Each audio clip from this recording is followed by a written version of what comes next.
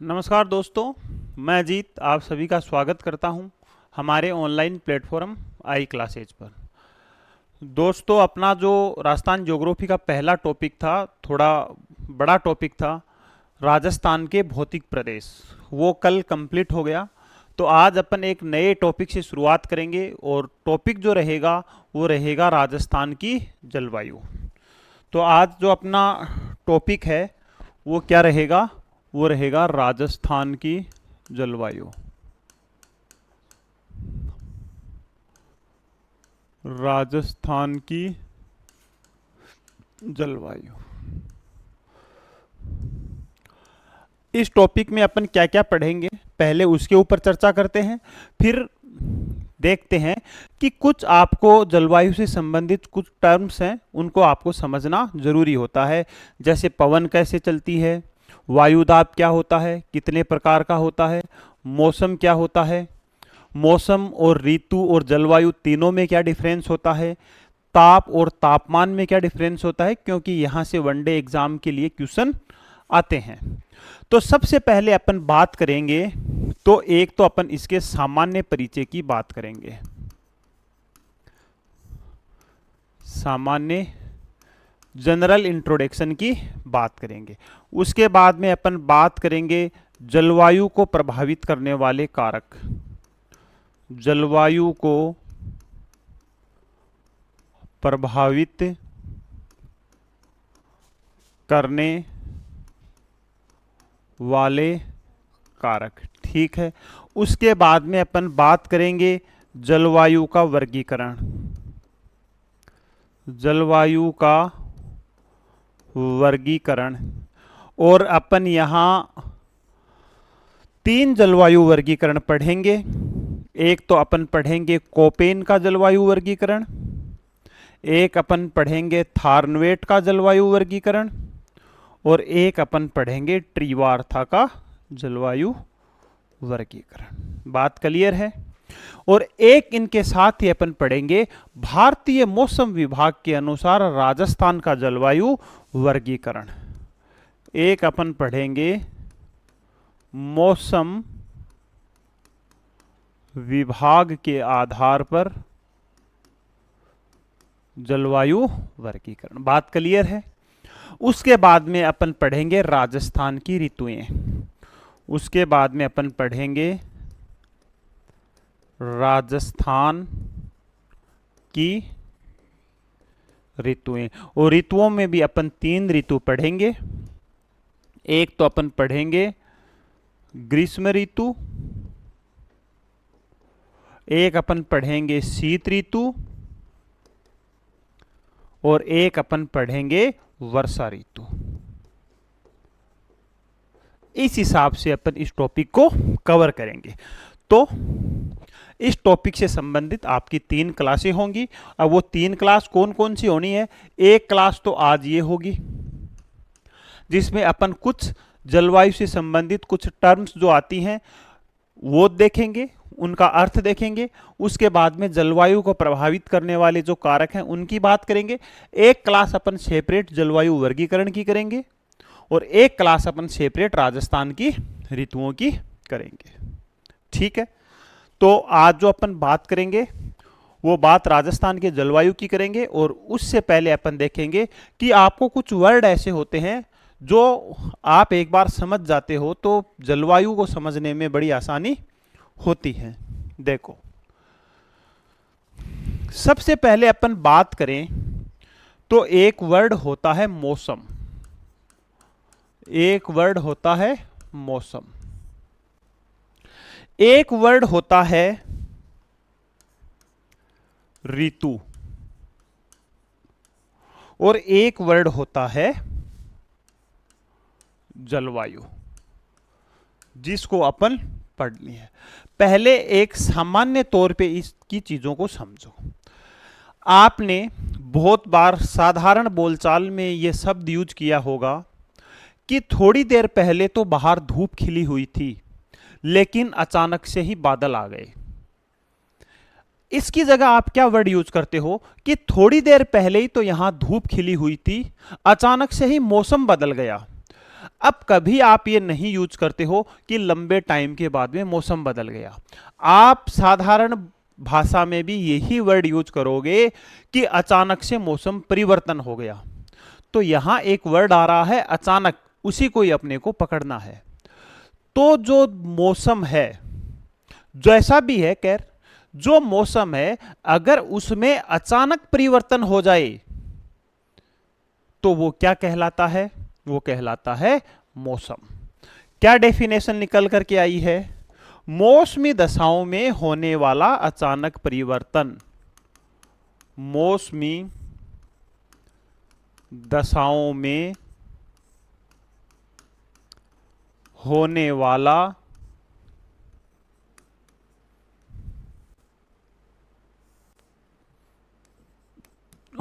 वाला अचानक परिवर्तन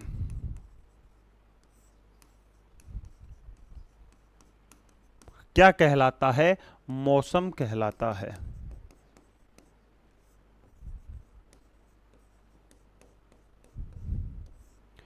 आई बात समझ में? मौसम क्या होता है? ठीक है, समझ भी गए होंगे क्योंकि बहुत साधारण ये वर्ड है, इसको आप बहुत बार यूज करते हो। थोड़ी देर पहले ही धूप खिली हुई थी लेकिन अचानक से ही मौसम बदल गया और बारिश आनी शुरू हो गई। ये क्या है? ये मौसम है। लेकिन आपने कभी ऐसा नहीं बोला है कि अचानक से ऋतु में परिवर्तन हो गया, अचानक से राजस्थान की जलवायु बदल गई। ऐसे वर्ड कभी इस्तेमाल नहीं किए हैं।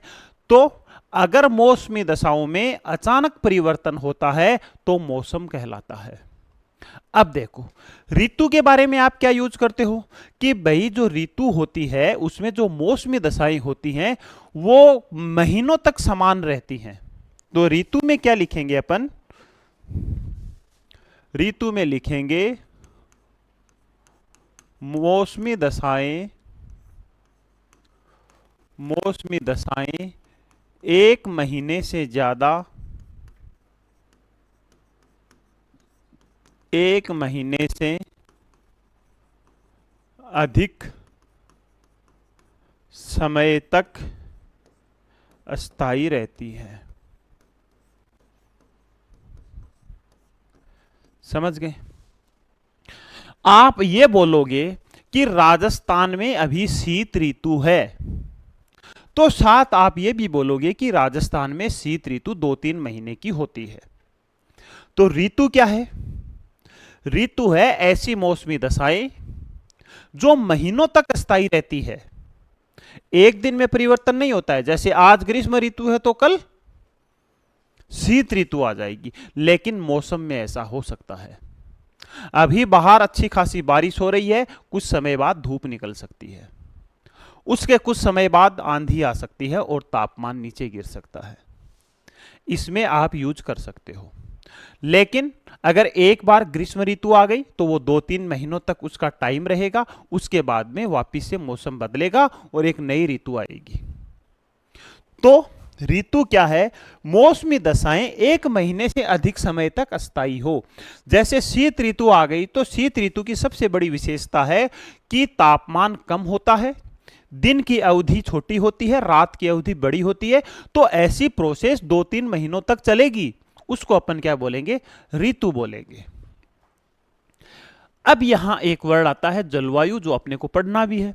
जलवायु क्या होता है कि किसी स्थान, किसी क्षेत्र, किसी राज्य, किसी देश में लंबे समय तक समान मौसमी दशाएं हो। देखो, कहीं किसी क्षेत्र या किसी स्थान पर लंबे समय तक मौसमी दशाएं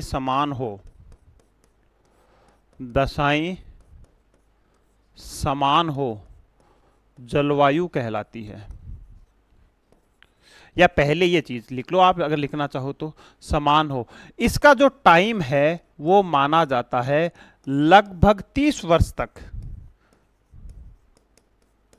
समान हो, जलवायु कहलाती है।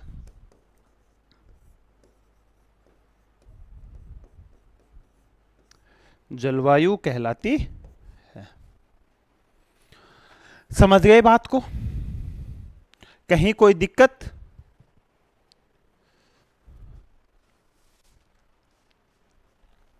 हाँ ठीक है, थोड़ा साइड में लिख देंगे।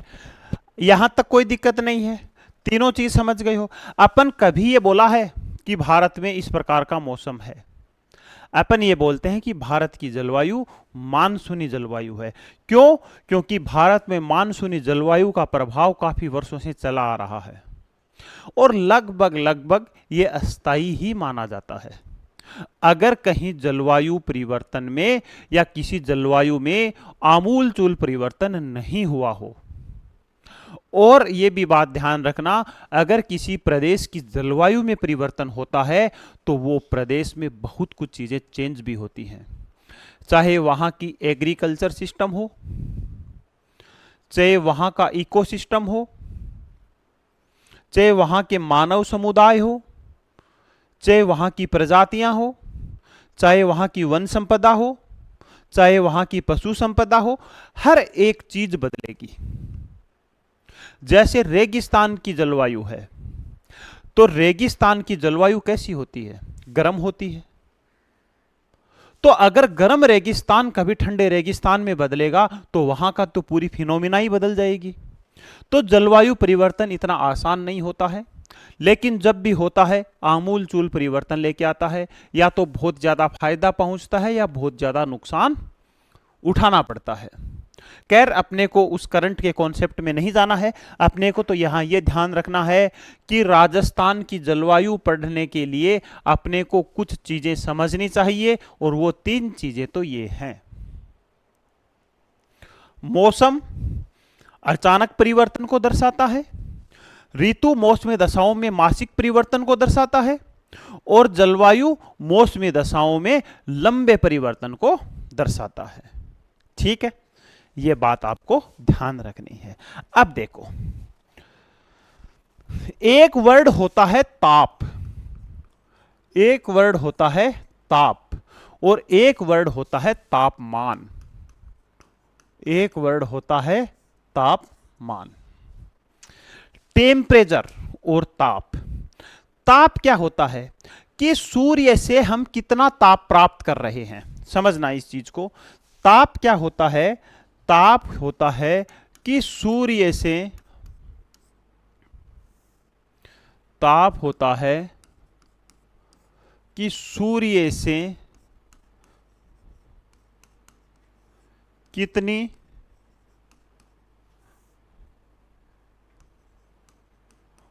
ऊर्जा प्राप्त कर रहे हैं।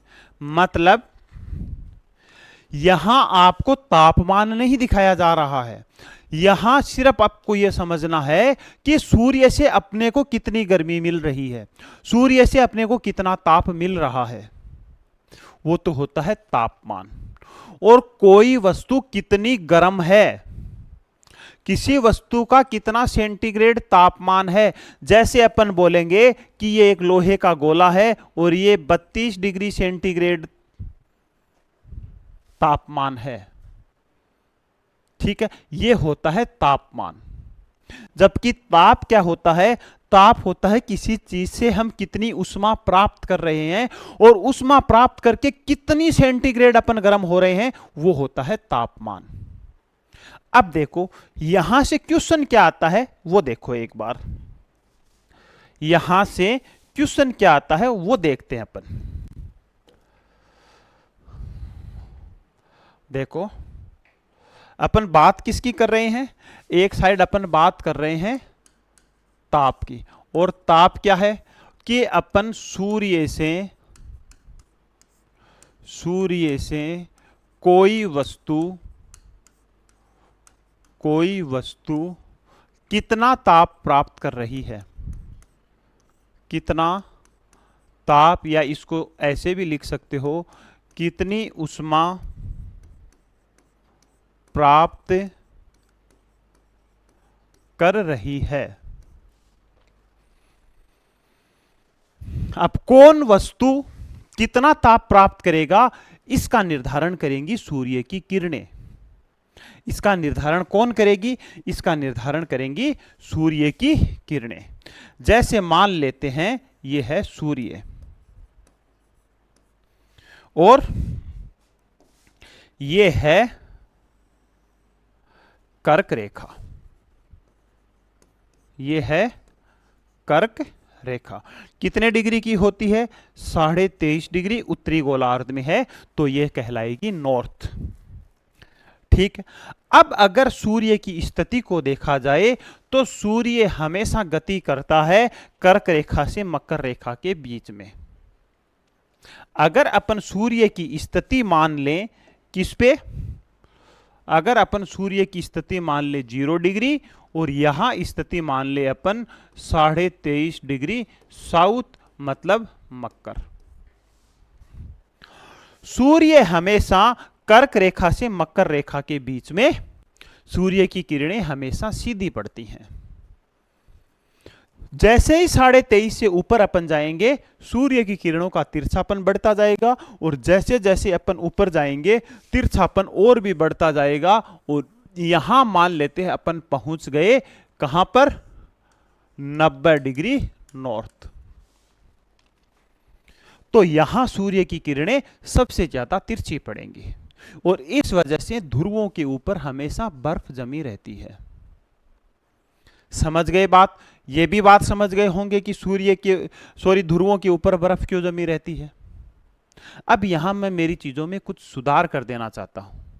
हमेशा सूर्य गति नहीं करता है, सूर्य के चारों ओर पृथ्वी घूमती है, लेकिन पृथ्वी अपने अक्ष के ऊपर 23.5 डिग्री झुकी होने के कारण सूर्य के सामने पृथ्वी का कुछ भाग ही आता है और वो कुछ भाग ये है। तो अपन बोल सकते हैं कि सूर्य हमेशा 23.5 डिग्री कर्क रेखा और 23.5 डिग्री मकर रेखा तक उत्तरायण और दक्षिणायन होता है। अब 2 और वर्ड आ गए। देखो ये है एक कॉन्सेप्ट, इसको समझ गए तो आप बहुत अच्छे से जलवायु वाला टॉपिक समझ जाओगे। देखो अपन मान लेते हैं सूर्य की स्थिति ये है, सूर्य भूमध्य रेखा के ऊपर सीधा चमकता है, ये एक अपने लिए आदर्श स्थिति है। फिर क्या होता है? सूर्य धीरे धीरे धीरे धीरे उत्तरायण होता है, मतलब सूर्य भूमध्य रेखा से धीरे धीरे कर्क रेखा की ओर जाना शुरू करता है, तो उसको कहते हैं सूर्य का उत्तरायण होना। और सूर्य 21 जून को, और सूर्य यहां क्या है? 21 जून को कर्क रेखा के ऊपर सीधा चमकता है। इसी हिसाब से सूर्य जब नीचे की ओर जाता है या मकर रेखा की तरफ जाता है उसको कहा जाता है सूर्य का दक्षिणायन होना।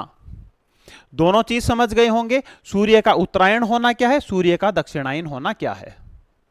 क्लियर है? अगर सूर्य कर्क रेखा भूमध्य रेखा से कर्क रेखा की तरफ जाता है तो कर्क रेखा कहां है? उत्तर में है, तो सूर्य उत्तरायण हो रहा है। अगर सूर्य 0 डिग्री से नीचे की ओर जाता है मतलब सूर्य दक्षिणायन हो रहा है, दक्षिणी गोलार्ध में जा रहा है। यह कॉन्सेप्ट समझ गए तो आप ऋतु और भारतीय मानसून को भी समझ जाओगे। ठीक है। अब देखो, अब अपने को साथ ही यही ये चीज भी समझ लेनी है कि सूर्य उत्तरायण होगा तो क्या होगा, सूर्य दक्षिणायन होगा तो क्या होगा। देखो एक बार, अभी सूर्य की जो स्थिति है वो कर्क रेखा के ऊपर है। अब कर्क रेखा के ऊपर सूर्य की स्थिति होने का मतलब है सूर्य उत्तरायण है, सूर्य उत्तरी गोलार्ध में है। सूर्य उत्तरी गोलार्ध में है तो यहां क्या होगा? यहां जो दिन की अवधि है, दिन की अवधि है वो क्या हो जाएगी? बड़ी हो जाएगी। चलो मैं यहां लिख देता हूं, सूर्य उत्तरायण होगा तो दिन की अवधि क्या है? दिन की अवधि क्या हो जाएगी? बड़ी हो जाएगी। जबकि रात की अवधि क्या हो जाएगी? रात की जो अवधि है वो क्या हो जाएगी? वो हो जाएगी छोटी। क्लियर है? सूर्य जैसे ही कर्क रेखा के ऊपर होगा तो उत्तरी गोलार्ध में दिन धीरे धीरे बड़े होने लग जाएंगे और रात धीरे धीरे छोटी होने लग जाएगी। अब सूर्य की स्थिति यहां है तो उत्तरी गोलार्ध में 6 महीने का दिन होगा। उत्तरी ध्रुव पर उत्तरी ध्रुव पर क्या होगा, 6 महीने का दिन होगा। ये बात भी क्लियर है। ये सारी स्थिति होगी जब सूर्य कर्क रेखा के ऊपर होगा। इधर क्या होगा, इधर मतलब दक्षिणी गोलार्ध में क्या होगा, दक्षिणी गोलार्ध में रात की अवधि दिन की अवधि छोटी, रात की अवधि बड़ी, और दक्षिणी ध्रुव के ऊपर 6 महीने की रात होगी। बात समझ गए कि सूर्य के कारण ही ध्रुवों के ऊपर 6 महीने का दिन और 6 महीने की रात होती है। क्लियर है ये बात।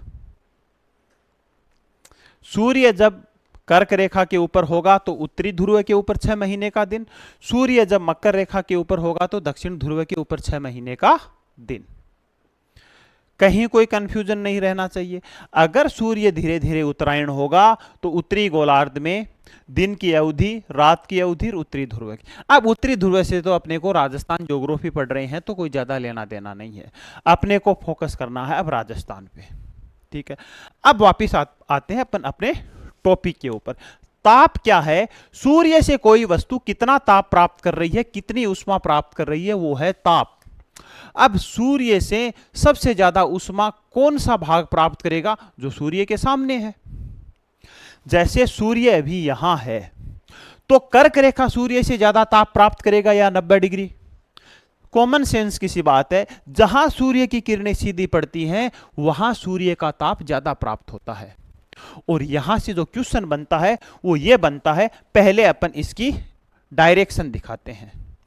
जैसे ये सूर्य की किरणें हैं, ये सूर्य की किरणें हैं। राजस्थान में सूर्य की किरणें ग्रीष्म काल में इस तरीके से पड़ती हैं, क्योंकि अब सूर्य कर्क रेखा पे है और कर्क रेखा राजस्थान में बांसवाड़ा के मध्य भाग से निकलती है, जबकि धौलपुर को नीचे से टच करती हुई निकलती है। तो मुख्य रूप से कर्क रेखा का जो सबसे बड़ा रोल है वो बांसवाड़ा है। ठीक है, अब देखो, अब यहां से आपको क्वेश्चन ये पूछा जाता है कि सर्वाधिक सूर्य ताप प्राप्त करने वाला जिला। अब मैं कल बोल रहा था ना, यहां लिखते हैं अपन सर्वाधिक सूर्य ताप प्राप्त करने वाला जिला, सर्वाधिक सूर्य ताप प्राप्त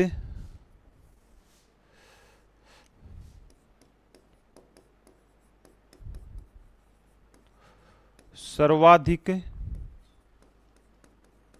सूर्य ताप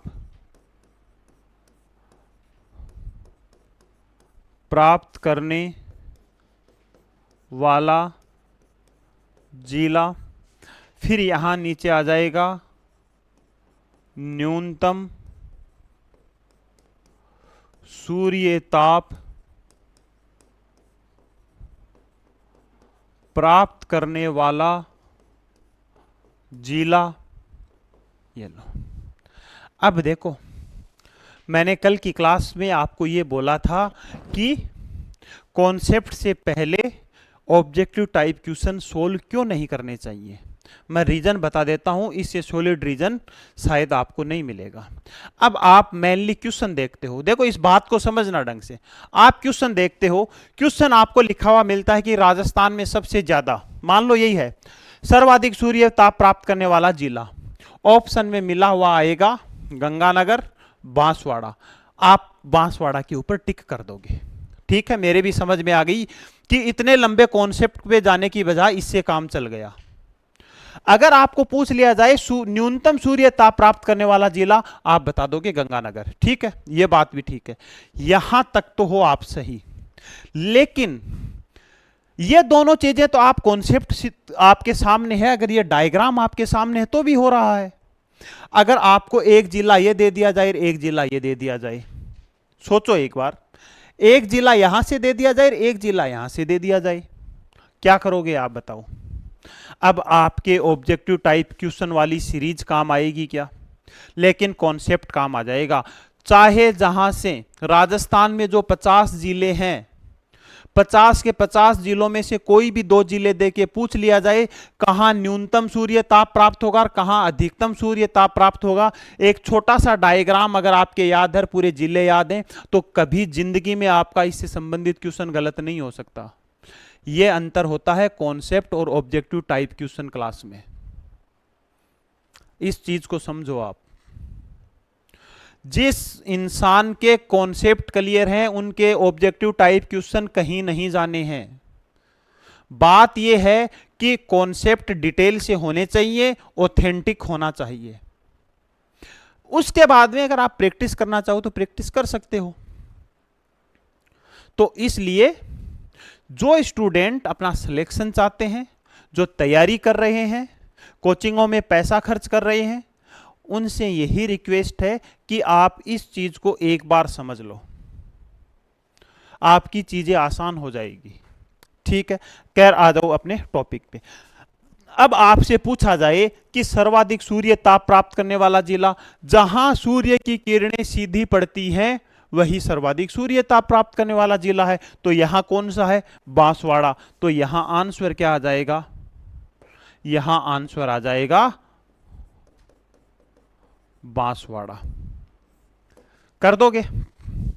अगर पूछ लिया जाए कि न्यूनतम सूर्य ताप प्राप्त करने वाला, मतलब जहां सूर्य की किरणें सबसे ज्यादा तिरछी पड़ रही हैं, और सबसे ज्यादा तिरछी कहां पड़ेंगी? जो जितना उत्तर में जाएगा, जो जितना उत्तर में जाएगा। तो यहां कौन सा है? गंगानगर है। तो यहां क्या हो जाएगा? यहां जिला हो जाएगा गंगानगर। चीज नहीं हुई क्या भाई ये क्लियर? ये चीज क्लियर नहीं हुई क्या? क्लियर है? अब देखो, इसका स्क्रीनशॉट लो, उसके बाद में ताप की बात करते हैं। ताप क्या होता है कि कोई वस्तु कितनी गर्म हुई है, कोई वस्तु कितनी ठंडी हुई है। इसका पता कैसे करते हैं? इसका पता करते हैं उसको माप करके। जैसे किसी वस्तु का अपन टेम्परेचर को मापते हैं और ये बोलते हैं भाई ये 30 डिग्री ठंडी है या 30 डिग्री गर्म है, ये 0 डिग्री ठंडी है। ठीक है, वो होता है उसका तापमान। अब यहां से क्वेश्चन क्या बन जाता है? यहां से क्वेश्चन बन जाता है सर्वाधिक ठंडा जिला, सर्वाधिक ठंडा गर्म, वो क्या हो जाएगा? वो चूरू हो जाएगा। तो दोनों में डिफरेंस हुआ ना। फिर किसका है? ताप और तापमान का। ये चीजें आप एमसीक्यू टाइप की क्लास में चीजें नहीं कर सकते। तो ये चीज है, मैं बार बार आपको ये चीजें बोलना नहीं चाहता, ये सही भी नहीं लगता है। तो ये चीज आप समझो और इसका स्क्रीनशॉट लो, फिर आगे बात करते हैं अपन। ठीक है, इसके साथ ही आपकी ये चीजें भी क्लियर हो गई कि सूर्य उत्तरायण होता है तो क्या होता है और दक्षिणायन होता है तो क्या होता है। सबसे बड़ी बात यह है कि आप बड़ी एग्जाम की अगर तैयारी कर रहे हैं तो कॉन्सेप्ट वो शस्त्र है जिसके बाद में आपको खोने के लिए कुछ नहीं रह जाता, आपको कुछ ना कुछ मिलना ही है। चाहे यहां आप मेंस लिख रहे हो, चाहे परी दे रहे हो, ना तो यहां से वनडे एग्जाम का कोई क्वेश्चन छूटेगा, ना यहां मेंस का कोई क्वेश्चन छूटेगा। और मेंस में ऐसे क्वेश्चन पूछते हैं आजकल, आपको कंडीशन देते हैं, उस कंडीशन को आपको पता करना होता है, तब जाके क्वेश्चन सही होते हैं।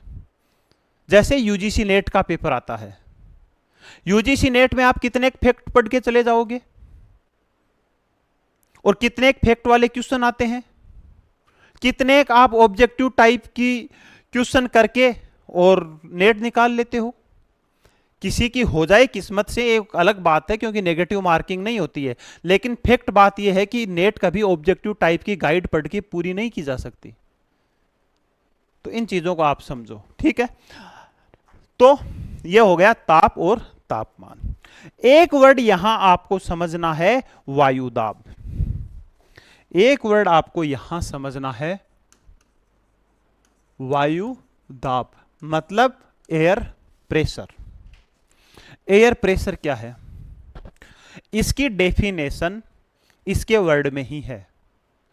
पृथ्वी के धरातल के ऊपर पड़ने वाले वायु के भार को क्या कहा जाता है? वायु दाब कहा जाता है। समझना, पृथ्वी के धरातल के ऊपर, जैसे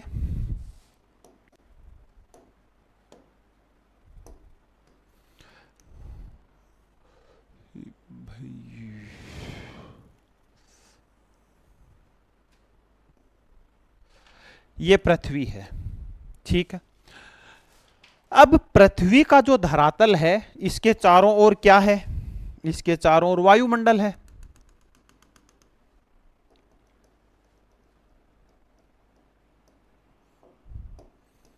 पृथ्वी का जो धरातल है इसके चारों ओर क्या है,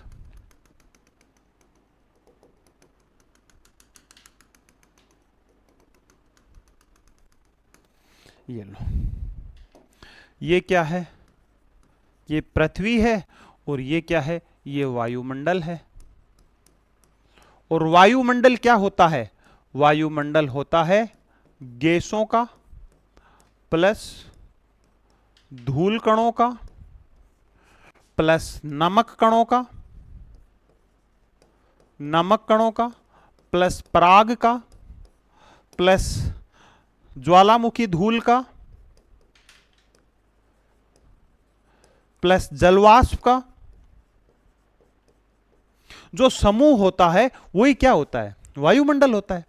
तो अगर पूछ लिया जाए कि वायुमंडल में कौन कौन से तत्व होते हैं, तो वायुमंडल के मुख्य तत्वों को दो भागों में अपन विभाजित करेंगे, एक तो गैसीय और एक ठोस। तो गैसों में तो सारी गैसें आ जाएगी और ठोस में सारी ये चीजें आ जाएगी। खैर वायुमंडल अपन यहां नहीं पढ़ेंगे, वो तो अपन क्लाइमेट ज्योग्राफी में पढ़ते हैं, ठीक है।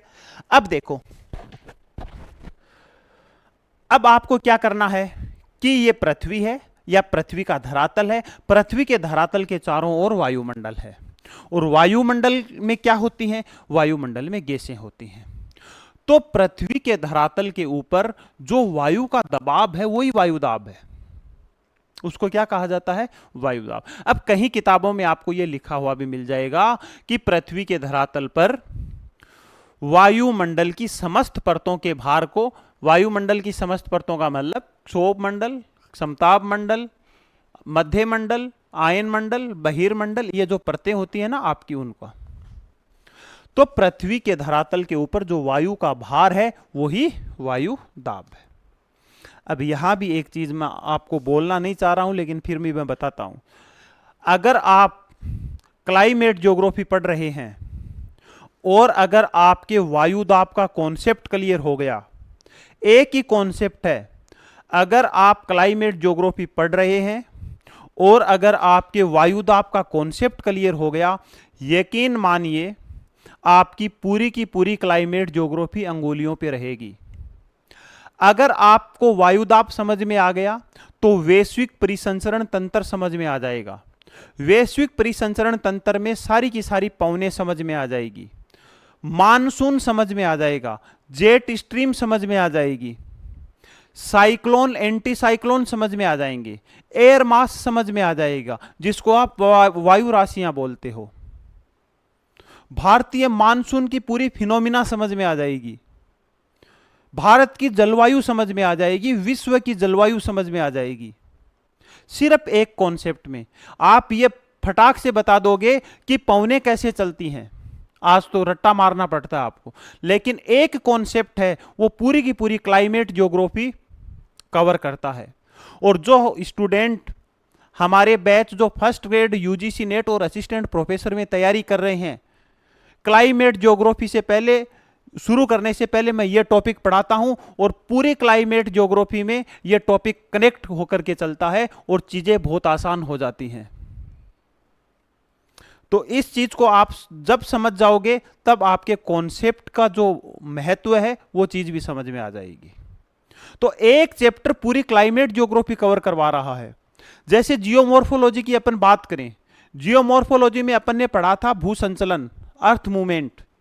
एक टॉपिक से सारी की सारी जियोमॉर्फोलॉजी उसके इर्द गिर्द घूमती है। तो ये चीजें होती हैं, कॉन्सेप्ट की पावर ये होती है। और बाकी तो भाई फैसला तो आपका है कि आपको किस तरीके से पढ़ना है, किस चीज में आपको ज्यादा मजा आ रहा है, कौन सी चीज आपके एग्जाम के लिए हेल्पफुल है, वो आप ज्यादा समझदार हैं। लेकिन हमारी जो सलाह है वो तो ये है, पहले कॉन्सेप्ट क्लियर करो और उसके बाद में उसके पीवाईक्यू क्वेश्चन की प्रैक्टिस करो। दूसरी सबसे बड़ी बात है कि कुछ आपने देखा होगा, कुछ जो लोग हैं वो आपको ज्योग्राफी सीक्वेंस से नहीं पढ़ाते हैं। कहीं चलते ही भूकंप पढ़ा दिया, भूकंप के बाद में कहीं भूसंचलन पढ़ा दिया, भूसंचलन पढ़ाते पढ़ाते ही आपको वायुमंडल का संगठन पढ़ाने लग गए, और वायुमंडल संगठन से सीधा पहुंच गए प्रादेशिक नियोजन पर, और प्रादेशिक नियोजन से वापस से आ गए हेरोडोटस के ऊपर, और हेरोडोटस से वापस आ गए ज्वालामुखी का अगला टॉपिक भूकंप पे। ऐसे ज्योग्राफी नहीं सीख पाओगे। ज्योग्राफी आपको वहीं सीखने को मिलेगी जो चीजें कंटिन्यू चल रही है, क्योंकि चीजों का कनेक्शन है एक दूसरे से। जो इसमें ज्योग्राफी के स्टूडेंट हैं, जो फर्स्ट ग्रेड यूजीसी नेट की तैयारी कर रहे हैं, उनको यह बात बहुत अच्छे से समझ में आ रही होगी। ज्योग्राफी एक ऐसा सब्जेक्ट है जो पहले टॉपिक को लेकर के अगर बीच में आप कहीं भी सीक्वेंस ब्रेक कर दोगे तो आगे की चीजें बहुत मुश्किल हो जाएगी। तो कंटिन्यू पढ़िए आप इसको, और तो ज्योग्राफी बहुत आसान लगेगी। यह नहीं है कि बीच में कोई सा टॉपिक पढ़ लिया, कहीं कोई और पढ़ लिया। पहले फिजिकल पढ़िए, फिजिकल के बाद में कोई और चीज पढ़िए। फिजिकल में भी पहले जियोमॉर्फोलॉजी पढ़िए, क्योंकि जियोमॉर्फोलॉजी पढ़ोगे तब आपको भारत के भौतिक प्रदेश समझ में आएंगे। जब आप क्लाइमेटोलॉजी पढ़ोगे तब भारत का मानसून समझ में आएगा। उसके बाद में अगर ह्यूमन ज्योग्राफी पढ़ोगे तो भारत की ह्यूमन ज्योग्राफी समझ में आएगी। तो चीजें कनेक्ट हैं। रोज रोज ये चीज बोलनी नहीं चाहिए, चीजें आप खुद समझदार हो, आप समझो। ठीक है, अब आ जाओ वापिस से वायुदाब के ऊपर। तो वायुदाब क्लियर हो गया। अब जो ये वायुदाब है ये दो प्रकार का होता है, और उसका निर्धारण कैसे किया जाता है? निर्धारण प्रेशर की वजह से किया जाता है कि भाई कहीं तो अगर वायु का दाब कम पड़ रहा है तो वो निम्न दाब, अगर कहीं वायु का दाब ज्यादा पड़ रहा है तो वो उच्च वायुदाब। तो वायुदाब हमेशा ध्यान रखना दो प्रकार का होता है। एक तो होता है निम्न वायुदाब, एक तो होता है निम्न वायुदाब, और एक होता है उच्च वायुदाब। ठीक है, इससे डेप्थ में अपन यहां इस कॉन्सेप्ट में नहीं जाएंगे। सीधा सीधा इतना ही समझिए कि निम्न वायुदाब जहां हवा का प्रेशर कम हो, उच्च वायुदाब जहां हवा का प्रेशर ज्यादा हो। अब यहां से आपको एक चीज समझ में आ जाएगी कि ये तो है लो प्रेशर और ये है हाई प्रेशर। अब ध्यान रखना, हवाएं हमेशा हाई प्रेशर से लो प्रेशर की ओर चलती है। हवाएं हमेशा उच्च वायुदाब से निम्न वायुदाब की ओर चलती हैं। क्लियर है? तो अब आपको बात समझ में आई होगी कि पवनें कैसे चलती हैं। अब आपके यह भी समझ में आ जाएगा कि भारत में मानसून की उत्पत्ति कैसे होती है। अब देखो, वायुदाब है, वायुदाब सबसे ज्यादा प्रभावित किससे होता है? वायुदाब सबसे ज्यादा प्रभावित होता है तापमान से और पृथ्वी की घूर्णन गति से। तो पृथ्वी की घूर्णन गति वाला कॉन्सेप्ट अपन यहां नहीं देखेंगे, फिर तो आप में लेवल का कंफ्यूजन हो जाएगा। अब देखो, तापमान और वायुदाब आपस में कैसे प्रभावित होते हैं, वो चीज अपने को देखनी है। एक लाइन तो आप ये ध्यान रखो कि टेम्परेचर और एयर प्रेशर में अपोजिट रिलेशन होता है। मतलब एक बढ़ेगा तो दूसरा घटेगा, और दूसरा घटेगा तो एक बढ़ेगा। जैसे अगर किसी स्थान के ऊपर, चलो यहीं से एक एग्जांपल ले लेते हैं। अगर किसी स्थान के ऊपर सूर्य की किरणें सीधी पड़ रही हैं, अगर किसी स्थान के ऊपर सूर्य की किरणें सीधी पड़ रही हैं, तो वहां तापमान अधिक होगा। तापमान अधिक होगा तो यहां की वायु गर्म होकर के ऊपर की ओर उठेगी। सही बात है। कोई भी वस्तु जब गर्म होती है तो हल्की होने की वजह से वो ऊपर की ओर उठती है। कोई भी वस्तु जब भारी होती है तो वो गुरुत्वाकर्षण बल की वजह से नीचे की ओर आती है। दोनों चीजें क्लियर है। तो यहां सूर्य की किरणें सीधी पड़ रही हैं, तो यहां तापमान ज्यादा है। तापमान ज्यादा है तो यहां की वायु गर्म होकर के ऊपर उठ जाएगी। अब यहां की वायु ही गर्म होकर के ऊपर उठ गई तो यह स्थान तो हो गया खाली। यह खाली हो गया तो यहां बन गया लो प्रेशर। यहां क्या बन गया? यहां बन गया लो प्रेशर। किससे बना है? तापमान की वजह से। यहां सूर्य की किरणें तिरछी पड़ रही हैं, यहां सूर्य की किरणें तिरछी पड़ रही हैं, तो यहां सूर्य की किरणें तिरछी पड़ रही हैं, तो यहां तापमान क्या होगा? अधिक होगा। सॉरी, तापमान क्या होगा? कम होगा। और तापमान कम होगा तो यहां हाई प्रेशर क्या होगा? वायुदाब कैसा होगा? उच्च हो जाएगा। तो इस कॉन्सेप्ट से अगर आपको पूछ लिया जाए, मान लो आज तक यह पूछा जा रहा था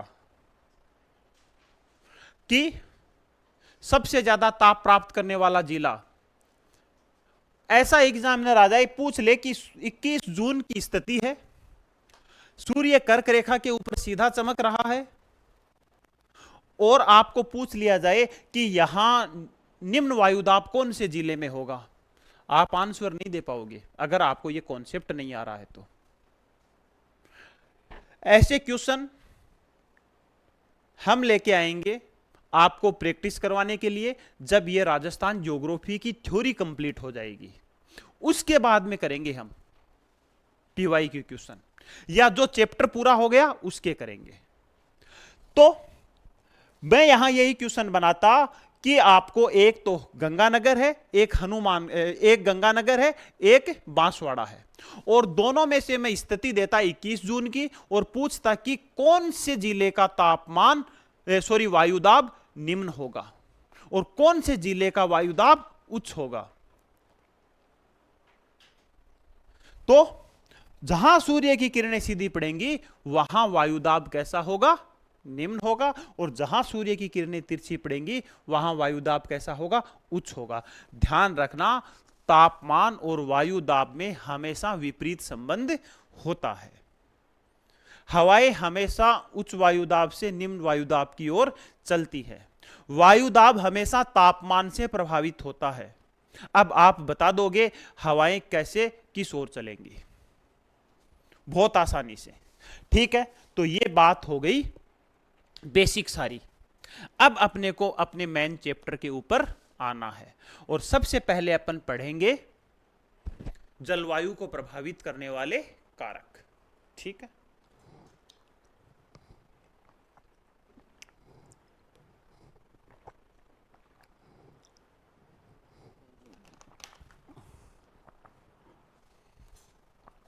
अब हेडिंग लगाओ,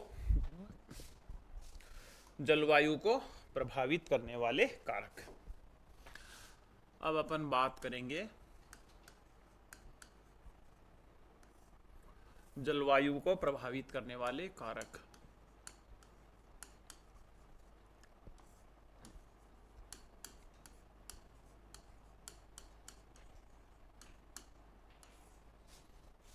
प्रभावित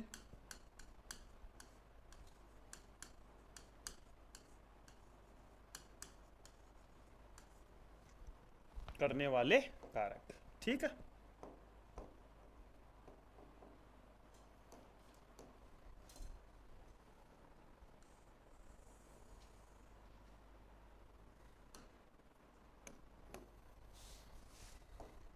अब देखो, बहुत सारी ऐसी चीजें होती है, चाहे वो स्थानीय हो चाहे वो वैश्विक हो, वो जलवायु को प्रभावित करती है। लेकिन अपन यहां बात करेंगे जलवायु को प्रभावित करने वाले कुछ मेजर कारण, और उनमें एक आएगा अक्षांशीय स्थिति।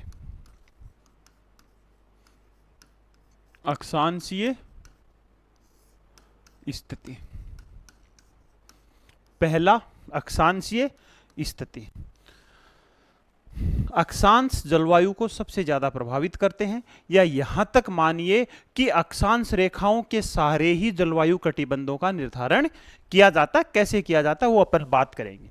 दूसरा है सागर से दूरी। सागर से दूरी।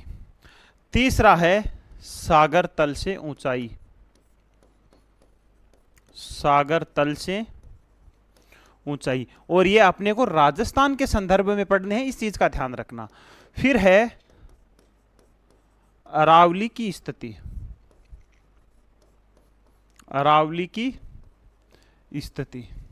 फिर है रेगिस्तान की स्थिति। रेगिस्तान की स्थिति। इसको अपन समझ सकते हैं मृदा, या मृदा का अलग पॉइंट ले लेंगे मृदा। और एक अपन समझ सकते हैं अक्षांशीय स्थिति हो गई, सागर से दूरी हो गई, सागर तल से ऊंचाई हो गई, अरावली की स्थिति हो गई, रेगिस्तान की स्थिति हो गई, मृदा हो गई, और वनस्पति हो गई। और क्या हो गई? वनस्पति। ये सारे के सारे कारक हैं जो जलवायु को प्रभावित करते हैं। अब अपने को इन सब कारकों को देखना है राजस्थान के संदर्भ में, राजस्थान के संदर्भ में अपने को इनको देखना है। क्लियर है? ये पॉइंट नोट डाउन करो। अब अपन एक एक की बात करेंगे। पहले अक्षांशीय स्थिति की बात करेंगे, फिर सागर से दूरी की बात करेंगे। तो सबसे पहले अपन बात करेंगे अक्षांशीय स्थिति की। अपना पहला पॉइंट क्या है? अक्षांशीय स्थिति। अब देखो, अरे भाई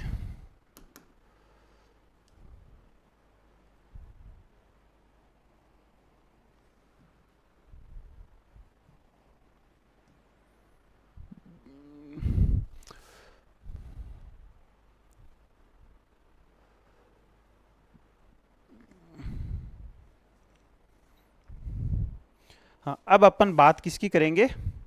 सबसे पहले अपन बात करेंगे अक्षांशीय स्थिति की।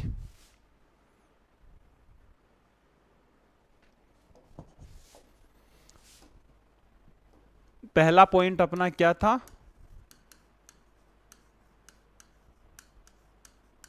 अक्षांशीय स्थिति। देखो, पहली बात तो आपको यह ध्यान रखना है कि जलवायु कटिबंधों का निर्धारण, जलवायु कटिबंधों का निर्धारण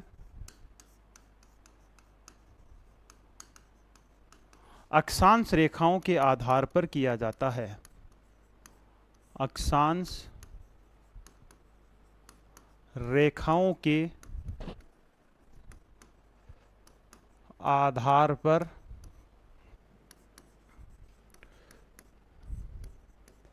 किया जाता है।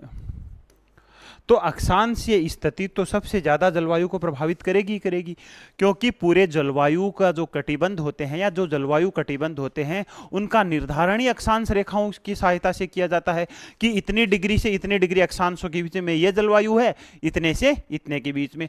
अक्षांशीय आधार पर पूरे विश्व को 3 जलवायु प्रदेशों में विभाजित किया गया है। पहले वो अपन 3 जलवायु प्रदेश देखते हैं।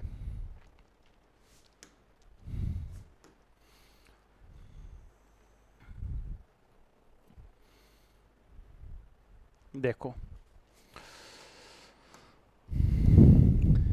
ये क्या हो गया है? 0 डिग्री।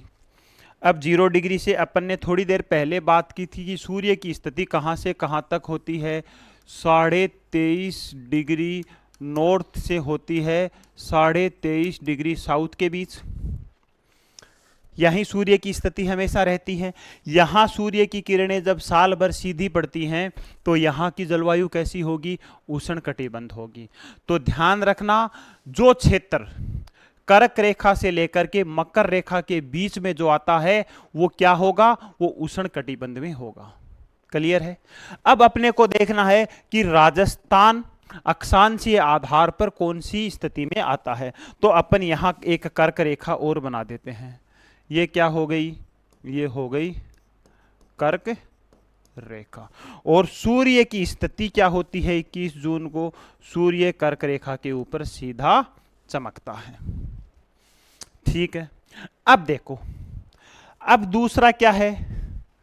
23.5 डिग्री से लेकर के 66.5 डिग्री नॉर्थ और 66.5 डिग्री साउथ। यहां जो जलवायु होगी वहां कौन सी जलवायु होगी? यहां जलवायु होगी शीतोष्ण कटिबंध, क्योंकि यहां कुछ महीने आपको गर्मी मिलेगी, कुछ महीने आपको सर्दी का एहसास होगा। लेकिन यहां स्थानीय कारकों की बात नहीं की जा रही है, यहां सिर्फ अक्षांशों के आधार पर बात की जा रही है। ठीक है, इस बात को समझना। ठीक है, तो 23.5 से 66.5, चाहे वो उत्तरी गोलार्ध का हो चाहे वो दक्षिणी गोलार्ध का हो, यहां आपको शीतोष्ण कटिबंधीय जलवायु मिलेगी। और 66.5 से 90 तक, 66.5 से 90 और 66.5 से 90, यहां आपको सूर्य की किरणें हमेशा तिरछी पड़ने की वजह से यहां आपको शीत जलवायु दिखाई देगी। अक्षांशों के आधार पर पूरे विश्व में 3 जलवायु कटिबंध देखने को मिलते हैं।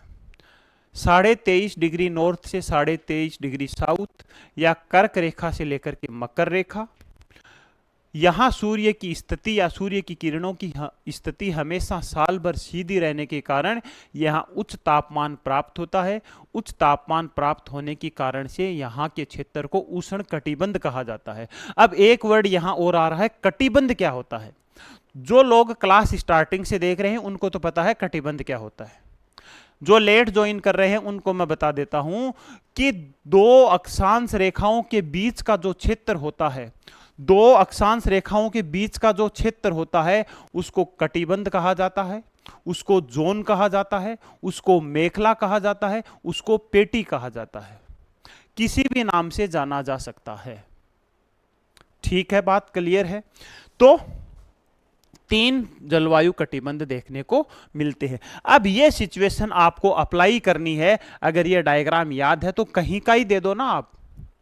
ये स्थिति अप्लाई करनी है आपको राजस्थान में। तो राजस्थान में ये जो सूर्य की किरणें हैं ये इस हिसाब से पड़ती हैं भाई, सूर्य की किरणें इस हिसाब से पड़ती हैं। तो अब आप बता दोगे कि कौन सा भाग शीतोष्ण कटिबंध में आ रहा है और कौन सा भाग उष्ण कटिबंध में आ रहा है। तो कौन सा भाग आ रहा है? ये वाला भाग, बांसवाड़ा का दक्षिणी भाग, यहां कौन सी जलवायु मिलेगी? उष्ण कटिबंधीय, उष्ण कटिबंधीय। जबकि इस पूरे क्षेत्र में आपको कौन सी जलवायु मिलेगी? इस पूरे क्षेत्र में आपको जलवायु मिलेगी शीतोष्ण।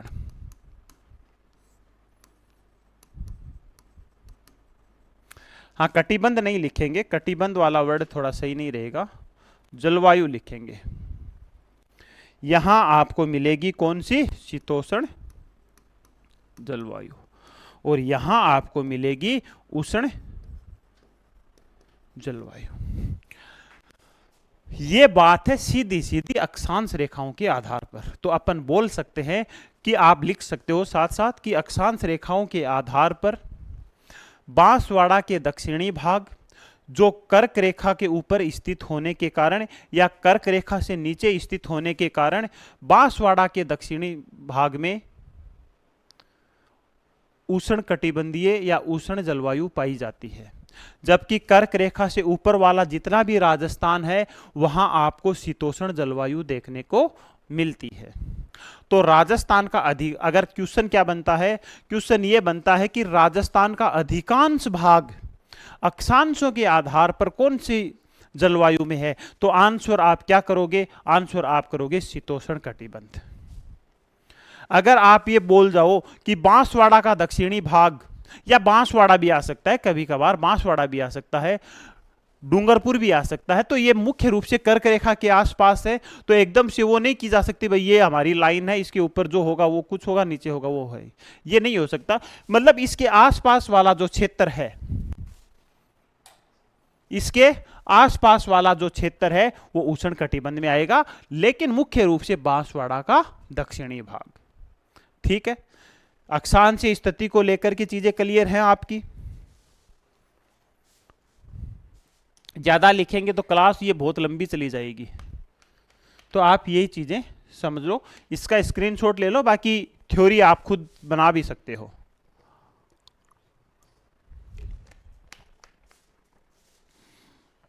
दूसरी चीज ध्यान रखना, आपको अगर इसी कॉन्सेप्ट की बुक चाहिए तो आपको दीपावली के ऊपर ये बुक अवेलेबल मार्केट में हो जाएगी। इससे पहले अगर जो हमारे साथी आरएस की तैयारी कर रहे हैं, या सेकंड ग्रेड की तैयारी कर रहे हैं, या फर्स्ट ग्रेड की तैयारी कर रहे हैं, या यूजीसी नेट की तैयारी कर रहे हैं, या आरपीएससी असिस्टेंट प्रोफेसर की तैयारी कर रहे हैं, या यूपीएससी ज्योग्राफी ऑप्शनल की अगर तैयारी कर रहे हैं तो सबका जो नोट्स है, सबकी जो बुक है वो मार्केट में आपको अवेलेबल है, या आप जो हमारी हेल्पलाइन नंबर है 8094610611 जो आपको नीचे डिस्क्रिप्शन में दिए हुए भी मिलेंगे, वहां आप मेरे से बात करके इनके बारे में डिस्कस कर सकते हो। तो अपना यूपीएससी ज्योग्राफी ऑप्शनल का भी बैच चलता है, विथ आंसर राइटिंग चलता है, और वही चीज में जो स्टेट पीसीएस की एग्जाम होती है आरएस की, उसमें लेकर के आना चाह रहे हैं। तो इसमें आप लोगों का सहयोग चाहिए, और आरएस मेन से पहले आपको राजस्थान ज्योग्राफी की इतनी शानदार बुक आंसर राइटिंग के रूप में भी कोशिश हमारी रहेगी कि आपको अवेलेबल करवा दें। ठीक है, तो ये सारी चीजें तभी संभव होगी जब आप लोगों का सहयोग रहेगा। हम यहां मेहनत कर सकते हैं, लेकिन जब आप लोगों का सहयोग मिलेगा तो हम और ज्यादा उत्साहित होकर के मेहनत करेंगे। ठीक है, तो अगर आपको डिटेल से अगर राजस्थान ज्योग्राफी बुक चाहिए तो दीपावली के आसपास अवेलेबल हो जाएगी। ठीक है, पहला अपना पॉइंट हो गया अक्षांशीय स्थिति। दूसरा पॉइंट अपन बात करेंगे सागर से दूरी। सागर से दूरी, अब जो सागर से दूरी वाला कॉन्सेप्ट है, अरे भाई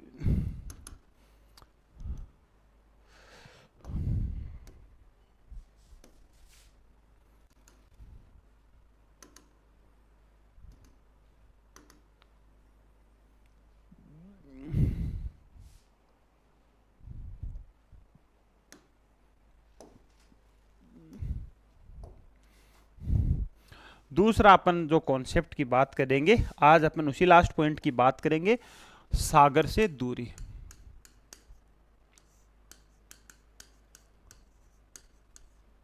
सागर से दूरी, अब देखो महासागरों से दूरी भी जलवायु को प्रभावित करती है। क्यों करती है? क्योंकि जैसे जैसे अपन महासागरों से दूर होते जाते हैं वहां की जलवायु में विषमता आती जाती है। जबकि बात करें महासागरीय क्षेत्रों की तो वहां की जो जलवायु है वो सम बनी रहती है। अब उसके रीजन को समझिए। देखो, मान लेते हैं अपन ये एक भाग है, इधर वाला स्थल भाग है और इधर वाला जलीय भाग है। देखो, इस कॉन्सेप्ट को भी आप समझ जाओगे बहुत आसानी से।